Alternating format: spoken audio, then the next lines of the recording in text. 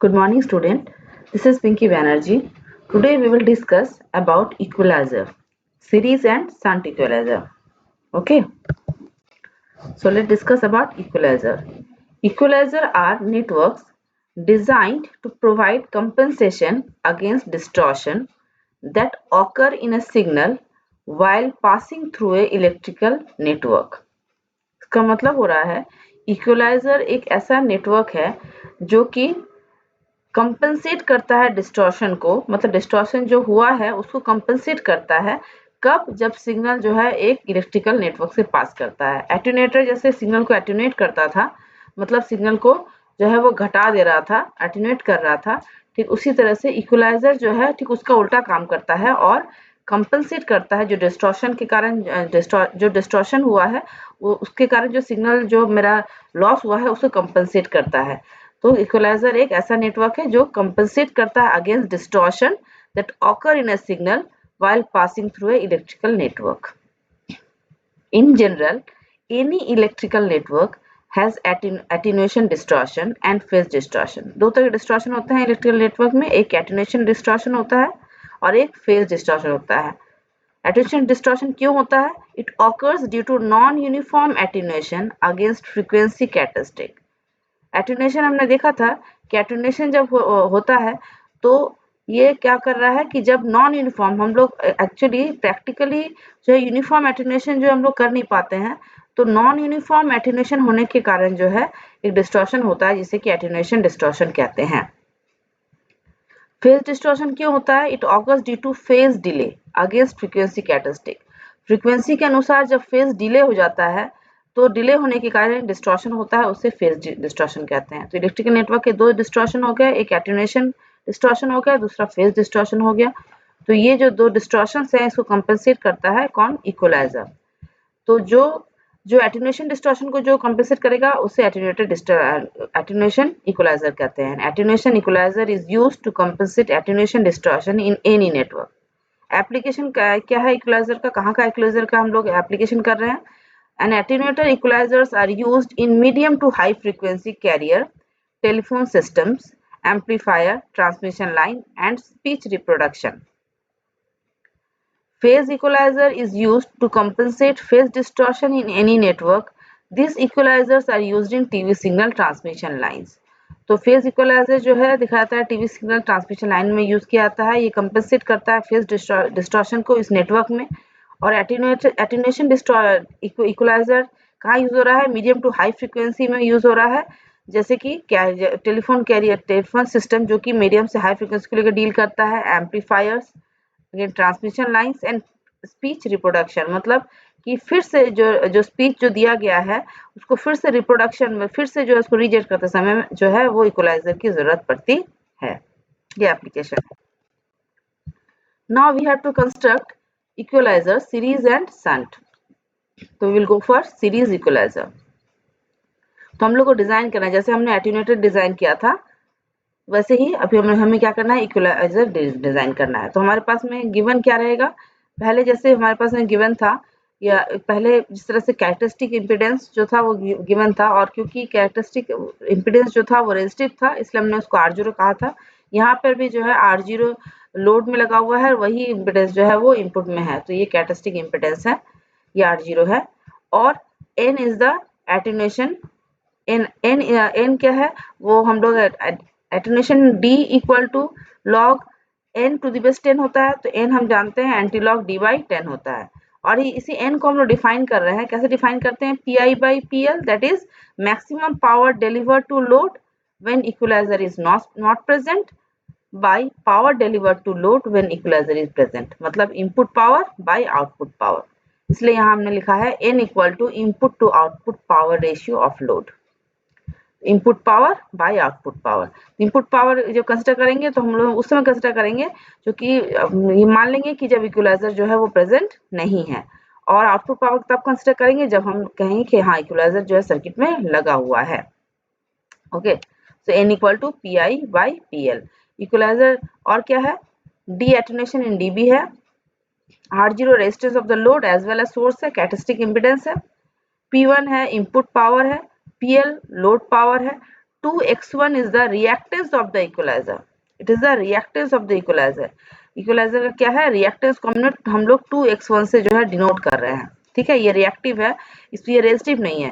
Resistance जो है वो R0 एंड R0 जो कि हमने लोड में लगाया हुआ है, सोर्स में लगा हुआ है, ये रेजिस्टिव है। लेकिन इक्वलाइजर जो है वो क्या है, रिएक्टिव है। तो इसकी ये उस रिएक्टेंस को हमने 2x1 से डिनोट किया है। क्यों 2x1 से डिनोट किया है? For the simplification of the circuit. हम लोग जब डील करेंगे इसके इक्वेशंस को, तो हम लोग देखेंगे 2x1 से हमें क्या सुविधा मिल रहा है, से 2x1 यहाँ पकड़ा गया है। अदरवाइज x1 पकड़ने से भी होता, बट 2x1 हम लोग पकड़ रहे हैं जैसे कि हम लोग को इक्वेशन जो है आसानी से मिल जाए। तो 2x1 क्या है, रिएक्टेंस ऑफ द इक्वलाइजर है। Vmax क्या है, ये जो वोल्टेज लगा हुआ है, वोल्टेज सोर्स लगा हुआ है, इसका मैक्सिमम वोल्टेज है। तो मैक्सिमम वोल्टेज जो applied to the network is Vmax। तो हमारे पास में हमें n इक्वल टू PI/PL है। तो अब ये PI और PL को निकालेंगे और हम लोग और यहाँ इस इक्वेशन में बिठा देंगे, तो हमारे पास में जो है इक्वेशन मिलेगा और वही डिजाइन इक्वेशन ऑफ इक्वलाइजर बनेगा। तो सबसे पहले PI निकालते हैं। PI क्या है, maximum power delivered to load when equaliser is not present. तो मान लेते हैं यहाँ इक्वलाइजर नहीं है। जब इक्वलाइजर नहीं है तो इस सर्किट में जो है दो रेजिस्टेंस लगे हुए हैं, R0 and R0, that is both the R0s are in series. तो 2R0 हो जाएगा। Vmax is the maximum voltage, और Vmax मैक्सिमम वोल्टेज है तो पावर इक्वल टू क्या होता है, स्क्वायर R होता है। तो I कितना फ्लो कर रहा है इस सर्किट में, I कितना फ्लो कर रहा है, I हो रहा है V/R, that is Vmax by 2R0, Vmax by 2R0। तो I का स्क्वायर इंटू R0, R0 जो है वो लोड है, इसके अक्रॉस हम लोग जो है वो ले रहे हैं इनपुट पावर। तो क्या हो गया, जबकि कब ले रहे हैं, जब इक्वलाइजर प्रेजेंट नहीं है। तो ये PI जो है वो इनपुट पावर है, कब बोल रहे हैं, जब maximum power deliver to the load when equaliser is not present. Equaliser present नहीं होने के कारण मेरा PI हो गया Vmax square by 4R0। Okay, अब हमें कंसिडर करना है कि जब इक्वलाइजर प्रेजेंट है, व्हेन इक्वलाइजर इज कनेक्टेड, तब हम लोग देखेंगे जब इक्वलाइजर कनेक्टेड है तब मेरे पास में जो है वो करंट कितना है। तो जब इक्वलाइजर प्रेजेंट है तो करंट मेरे पास कितना है, Vmax by again total resistance. तो इसका मतलब यहाँ पर रिएक्टेंस भी है और रेजिस्टेंस भी है। इसका मतलब है Vmax by 2R0 plus J into 2x1 होना चाहिए, क्योंकि ये रिएक्टेंस है। तो रिएक्टेंस है तो 2R0 plus J into 2x1। जब हम लोग इस I को लेंगे तो एक्चुअली जो है करंट जो है वो क्या रहेगा, हम लोग मॉड वैल्यू लेते हैं। करंट क्या लेते हैं, मॉड वैल्यू लेते हैं। मॉड वैल्यू मतलब बस उसका मैग्नीट्यूड ले रहे हैं, मॉड वैल्यू ले रहे हैं। मॉड वैल्यू लेना मतलब हो रहा है root over real square plus imaginary square. Then इसलिए हम लोग क्या लिखे हैं, I1 इक्वल टू क्या हो गया, मेरे पास में क्या आ गया, Vmax by root over 2R0 का स्क्वायर प्लस 2x1 का स्क्वायर। वाई, क्योंकि मेरे पास में क्या था, Vmax बाई नीचे क्या हुआ था, Vmax by 2R0 plus J into 2x1। जब इसका हम लोग जब निकालेंगे मैग्नीट्यूड तो क्या होगा, root over real square. Real part कितना है, 2R0, तो 2R0 का स्क्वायर, और इमेजिनरी पार्ट कितना है 2x1, तो 2x1 का स्क्वायर। तो मेरे पास करंट कितना आ गया, Vmax by root over 2R0 का स्क्वायर प्लस 2x1 का स्क्वायर। इसलिए यहाँ पर 2x1 पकड़ा गया है, जैसे कि ये दोनों जो है सिमिलर हो और हमारा इक्वेशन जो है सिंप्लीफाइड हो। ओके, तो मेरा जो है पावर जो है कितना हो जाएगा, output power PL equal to क्या हो जाएगा, I²R। तो ये वाला जो ये मेरा ये I है, तो Vmax by root over 2R0 square plus 2x1 का square into R0। R0 is the load. तो अब हम लोग इसको सिंप्लीफाई करेंगे तो मेरे पास में ये वैल्यू आ गया कि PL equal to Vmax square by 4 into R0 square plus x1 का स्क्वायर इंटू R0। तो मेरे पास हम पहले ही बताए थे कि n का मुझे निकालना है। n क्या है, n जो है वो क्या है, power input power, maximum power deliver to the load by the deliver to the load when equaliser is not present by PL equal to maximum power deliver to the load when equaliser is present. तो फिर मेरे पास ये ऊपर पहला वाला value हो गया Vmax square by 4R0 by PL का ये वाला वैल्यू है Vmax square by 4 into R0 plus x1 का स्क्वायर इंटू R0। तो इसको हम लोग सिंप्लीफाई करेंगे, देखो तो सिंप्लीफाई करेंगे तो ये Vmax स्क्वायर कट जाएगा और सिंप्लीफाई होकर के इसको हमारे पास आ जाएगा 1 plus x1 square by R0 square. अब हमारे पास में R0 प्रेजेंट है, R0 हम जानते हैं, जानते क्या नहीं, हम लोग x1 नहीं जानते हैं, रिएक्टेंस ऑफ द इक्वलाइजर, इसी को मुझे जानना है। ये निकल जाएगा तो मेरा इक्वलाइजर डिजाइन हो जाएगा। तो आर नॉट हम जानते हैं, एन जानते हैं, तो by knowing the value of R naught and n, x1 can be determined. So this is the equation which is very important, so we must mark it. इसको हाईलाइट कर लेते हैं। ये हो गया मेरा इक्वेशन जिसको कि हाईलाइट करना है।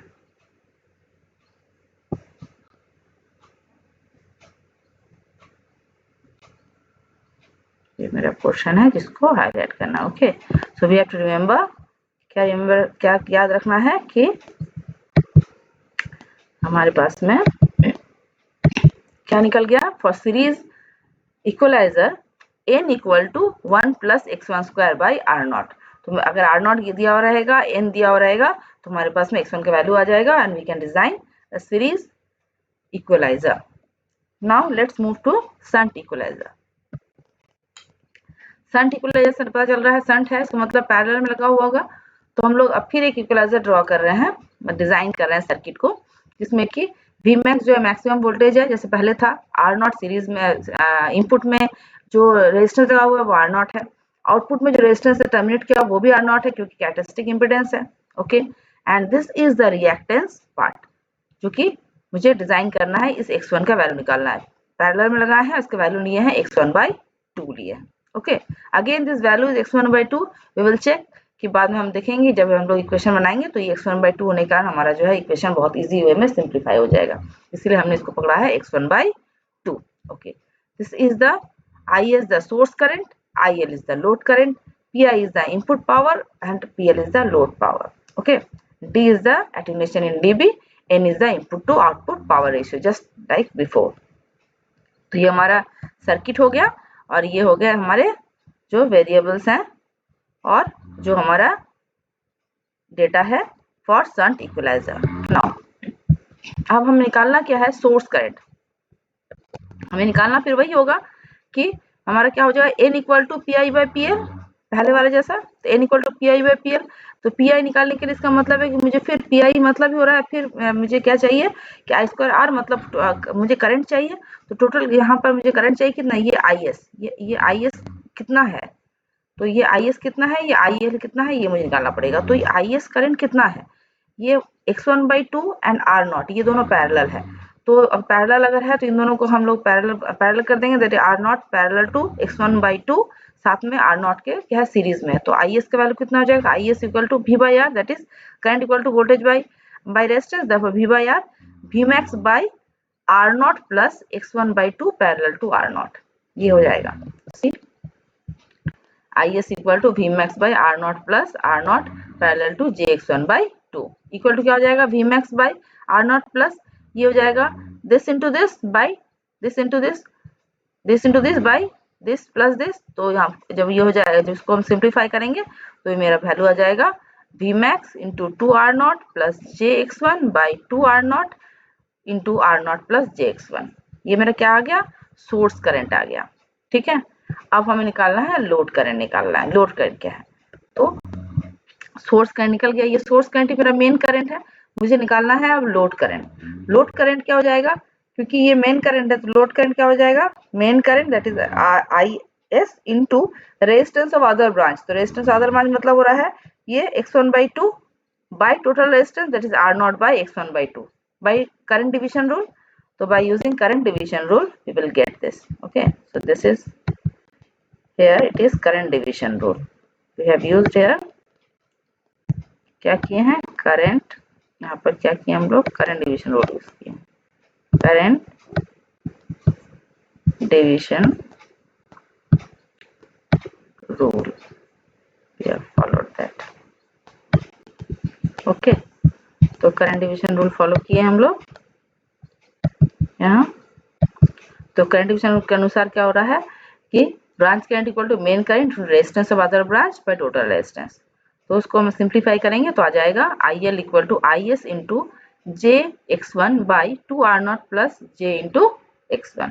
ओके, j क्यों यूज किया, क्योंकि ये रिएक्टेंस है, so it is j into x1। Okay, now अब ये आई यहाँ पर मेरा लोड करंट आई एल है और इसके टर्म में आया है आई एस को हम लोग क्या करें, रिप्लेस कर देंगे इस वैल्यू से। ये वाला वैल्यू आई एस का है तो हम लोग आई एस का वैल्यू पुट किया, आई एस का वैल्यू पुट कर दिए तो ये IL निकल गया। तो अब मेरे पास अगर IL निकल गया, तो जब IL निकल गया तो हम लोग क्या करेंगे, पावर डिलीवर टू लोड निकाल लेते हैं। पावर डिलीवर टू लोड क्या होगा, PL। PL क्या हो जाएगा, फिर again mod IL square into R not, ठीक पहले जैसा। तो पावर डिलीवर टू लोड हो गया mod IL square into R not. तो IL का स्क्वायर मतलब हो रहा है कि मॉड IL का स्क्वायर मतलब हो रहा है, पहले मॉड निकालेंगे, मतलब इसका जो है वो मैग्नीट्यूड निकालेंगे। इसका मतलब है कि पहले न्यूमेटर का जो है ये रियल, इसमें रियल पार्ट नहीं है, तो root over real part plus imaginary part, real part नहीं है, root over 0 square plus V max x1 का स्क्वायर, दैट इज उसका स्क्वायर हो जा रहा है। इसका मतलब क्या होगा, V max square into x1 square, ठीक है। IL का जब फिर से बोल रहे हैं, IL का जब हम लोग क्या निकालेंगे, मॉड ऑफ IL निकालेंगे, तो क्या आ जाएगा, ये root over 0 square that is real part का square plus V max into x1 का स्क्वायर। ओके, इसका मतलब है कि रूट रहेगा तो फिर क्या हो जाएगा, वी मैक्स इंटू x1 आ जाएगा, और नीचे क्या आ जाएगा, और ये 2r0 को ऊपर ले चले जाओ, ये 2r0 जो है ये भी ऊपर ले चले जाओ, तो क्या हो जाएगा, V max into x1 bye 2r0 का स्क्वायर, ओके, रूट ओवर, और नीचे क्या रह जाएगा, r0 plus j into x1। तो ये r0 plus j into x1 को फिर हम लोग इसका मैग्नीट्यूड निकाल लेते हैं, तो क्या जाएगा, root over r0 square plus x1 square. इसका टोटल का जो हम लोग स्क्वायर करेंगे तो वैल्यू क्या आ जाएगा, टोटल का स्क्वायर करेंगे तो वैल्यू आ जाएगा वी मैक्स का square x1 square by 4r0 का square r0 plus x1 into r0 cut जाएगा, तो मेरे पास बचेगा V max square into x1 by 4r0 into r0 plus x1 square. खुद एक बार इसको जो है खुद जब आप लोग कर लीजिएगा तो आपको खुद समझ में आ जाएगा कि हाँ यहाँ पर क्या हो रहा है। तो हमारे अब तो ये मेरा क्या निकल गया, पावर निकल गया, लोड पावर मतलब आउटपुट पावर निकल गया। इनपुट पावर क्या हो जाएगा, अच्छा इनपुट पावर हम लोग कब निकाले थे, इनपुट पावर क्या बोले थे, इनपुट पावर वो हो रहा है कि maximum power delivered to the load when the equaliser is not present, just like before, जैसे पहले हमने किया था कि इनपुट पावर क्या है, maximum power delivered to the load when the equaliser is not present. Equaliser जब प्रेजेंट नहीं रहेगा तो R0 सीरीज में है। इसका मतलब है कि मेरा जो है जो करंट कितना हो जाएगा, V मैक्स बाई 2R0, ठीक है। तो उसका मतलब है कि जब हम लोग पावर निकालेंगे तो आई स्क्वायर आर करेंगे, तो आई स्क्वायर आर करेंगे मतलब हो रहा है we max square by 4R0 का स्क्वायर इंटू R0, तो एक R0 कट जाएगा तो मेरे पास बच जाएगा V max square by 4R0। तो ये मेरा निकल गया इनपुट पावर, जो कि बता रहा है कि the total maximum power delivered to the load when equalizer is not present, and this is the output power or the load power when the equalizer is present। okay, तो फिर divide कर देते हैं दोनों को, n equal to P I by P L equal to divide कर दिए V max square by 4R0 and P L का वैल्यू आया था V max square x1 square by 4R0 into R0 square plus x1 square. तो मेरा equation क्या आ गया, n equal to 1 plus R0 by x1 का square. This is very important because this is actually this is the design equation. This is the design equation for shunt equalizer. Okay, this is the design equation for shunt equalizer. This is the design equation for shunt equalizer. तो अब ठीक पहले जैसा अगर हमारे पास में characteristic impedance that is R0 का value पता है, अगर हमें n का वैल्यू पता है तो x1 निकल जाएगा। तो इस तरह से हमने देखा कि हम लोग शंट और सीरीज इक्वलाइजर को स्टडी किए। सीरीज और शंट इक्वलाइजर दोनों इक्वलाइजर को स्टडी करके हमने दो डिजाइन इक्वेशन निकाले, और दोनों डिजाइन इक्वेशन में हमने देखा कि अगर हमें R0 एंड n का वैल्यू पता है तो हम लोग इक्वलाइजर को डिजाइन कर सकते हैं। So this is all about the equaliser and shunt equaliser. Okay, thank you, please do like, share and subscribe.